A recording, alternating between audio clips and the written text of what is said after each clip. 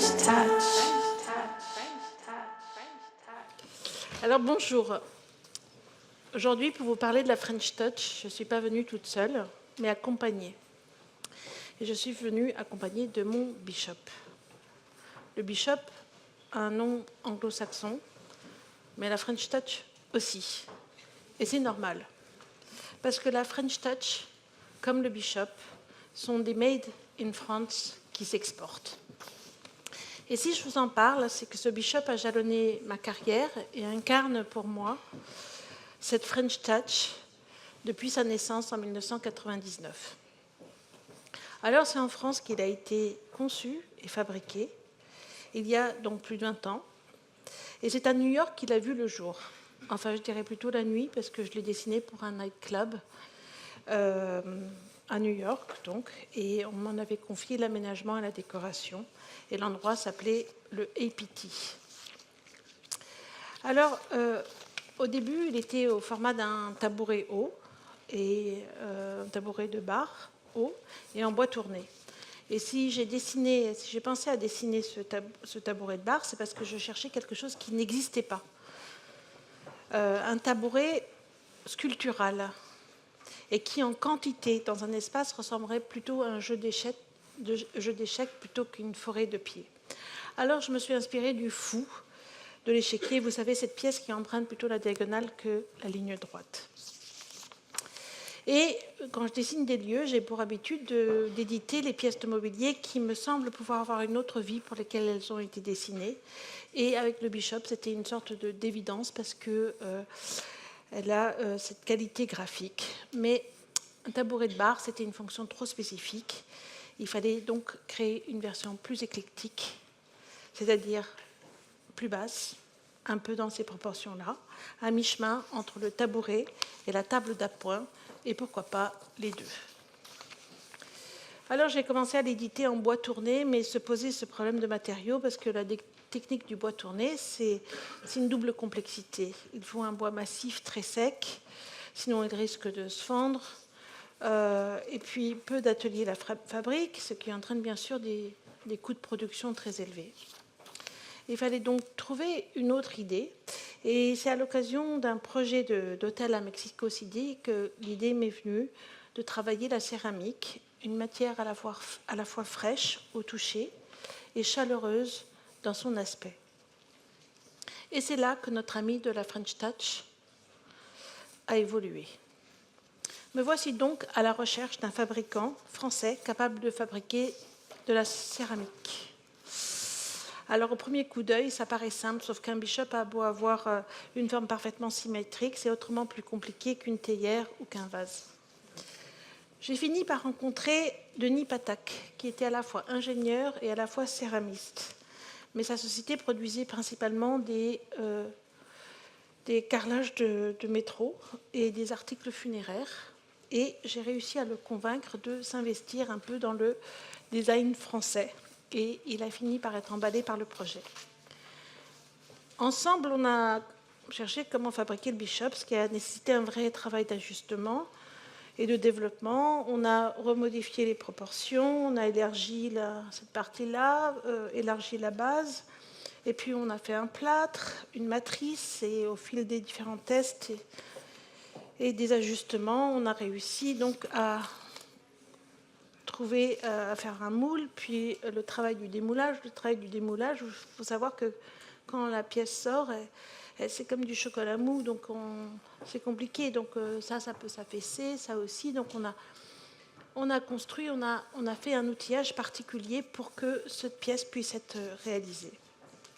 Et à la fin, c'est sorti à peu près dans ces proportions-là, et c'est une de mes premières pièces de mobilier en céramique et qui a ensuite inspiré beaucoup d'autres designers à faire des petites pièces de mobilier en céramique. Alors le succès a été immédiat et il n'a pas cessé depuis. Il est entré dans la collection du Musée des Arts Décoratifs en 2017. Il a fait la couve de M Le Monde il y a quelques semaines, comme un objet de convoitisme. J'étais assez fière. Et il se décline en une vingtaine de couleurs. Et puis, il a eu Il a plein d'accessoires, le Bishop, parce que c'est comme un ami de la famille. Donc on a un surplateau qui s'appelle le complément d'objet direct, le COD qu'on vient mettre et qui se transforme en table d'appoint. Il y a le plateau Peanut qui en prend deux. Il y a le Baby Bishop en version toute petite. Et il existe aussi dans plein d'autres matières. Mais la dernière version que vous voyez ici est née de ma rencontre avec Martin Pietri, qui venait de reprendre les émaux de Longwy, qui sont cette manufacture dans l'Est de la France. Il l'a reprise avec l'idée de la moderniser. Les émaux de Longwy ont un savoir-faire extraordinaire.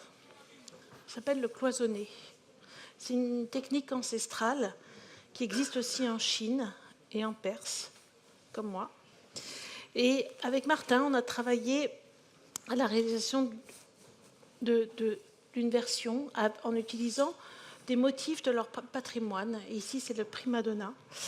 Et donc, ce sont des modèles en édition limitée. Et je l'ai appliqué en all-over sur ce Bishop. Ça permet de rajeunir cette technique et aussi de créer un objet extrêmement identitaire et unique. Alors, moi, je trouve que ça, c'est pas la French Touch, c'est la Double French Touch. Et je trouve que c'est mieux que... c'est en fait ce qui pourrait être un peu l'avenir du design français. C'est un dessin, une production, c'est un savoir-faire. Voilà, ça englobe un peu tout ça. Mais ça, c'est pour la belle histoire du Bishop et de la French Touch. Mais elle a connu un passage moins réjouissant. Je vous l'avais épargné jusqu'à présent, mais pour ne pas plomber le récit. Alors, mais quand même, ça révèle aussi la French Touch, et donc vous n'y couperez pas. Alors, le problème concerne la fabrication du Bishop, évidemment, et il impose un petit retour en arrière, car il ne date pas exactement d'hier, mais du jour où Denis Patak, le fabricant originel de ce Bishop, a décidé de prendre sa retraite il y a 3 ans et s'est posé la question de la transmission. Qu'est-ce qu'on fait? Et moi, je me suis posé la question de savoir si je reprenais pas cette structure, mais c'est un autre métier et j'en fais déjà beaucoup. Alors, il trouve un repreneur qui est un ancien d'école Boulle, mais pas céramiste. Et donc, il a dû s'adapter, se former. Il a le plus grand mal à reconstituer une équipe située dans un bassin d'emploi peu porteur. Et évidemment, ils n'arrivent pas à produire toutes les couleurs. Enfin, j'ai eu que des problèmes comme ça. Tout ça au moment où les demandes n'arrêtaient pas d'affluer. Donc, j'ai dû faire face à une évidence. Même si cet atelier déménage dans un autre secteur, il ne peut pas répondre tout seul à toutes les demandes, à toutes mes demandes de production. Donc, je décide de diversifier ma production. Et je trouve un deuxième fabricant. Et là aussi, je fais rebelote tout ce travail de mise au point et de développement. Et ça n'a pas été sans mal, et je continue toujours. Ça m'a pris plus d'1 an. Il m'a fallu beaucoup de persévérance, mais aujourd'hui, la production des Bishops fonctionne à peu près. J'ai deux jambes solides, mais pour autant, je n'arrive pas à produire suffisamment de Bishops pour faire face à la demande. La main-d'œuvre qualifiée reste très difficile à trouver, et j'ai encore de grandes difficultés à mettre la main sur de nouveaux fabricants et de nouveaux artisans pour s'associer à la production.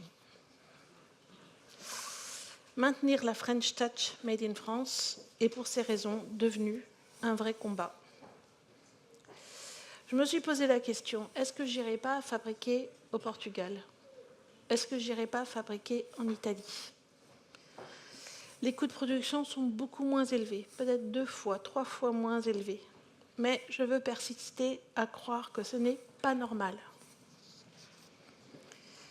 Et ce type de problème de production a forcément des incidences sur la création, parce que le Bishop n'existerait pas sans Denis Patak. Celui-ci n'existerait pas sans les émaux de Longwy et Martin Pietri. Et cette création se fait main dans la main avec l'artisan et son savoir-faire. Chaque année, des artisans partent à la retraite avec beaucoup de mal à trouver des successeurs et des repreneurs.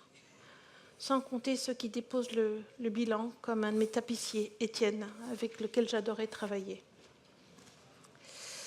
Et, ou encore Jérôme, qui était mon carcassier, qui a décidé d'abandonner parce qu'il n'avait plus la foi. Voilà. Donc cela entraîne non seulement une énorme perte d'énergie et de temps, mais surtout une perte de possibilités de création.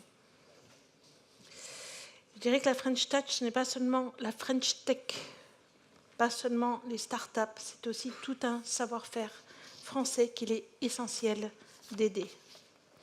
Il est essentiel de les aider à trouver de la main-d'œuvre, mais aussi de transmettre l'œuvre de la main pour la préserver.